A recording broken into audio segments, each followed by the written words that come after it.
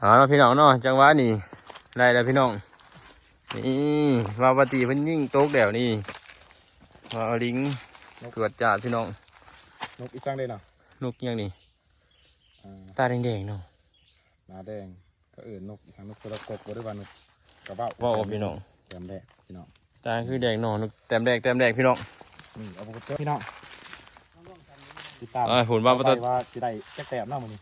ไปพี่น้องแต้มแดงของเราแหกมัน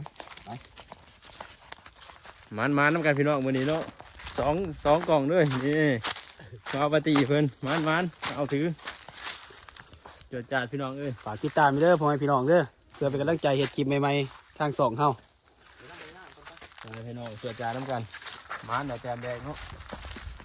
เฮ็ดมันไปแล้วเนาะดื่มไปน้ำกันเรื่อยๆพี่น้องกว่าเขาจะเดินทางรอไปเรื่อยเนาะในอีกหลายจุดเนาะที่เขาสิได้ไปรอตำรวจเบิ่งไปเราตัวน้ำกันต่อไปพี่น้อง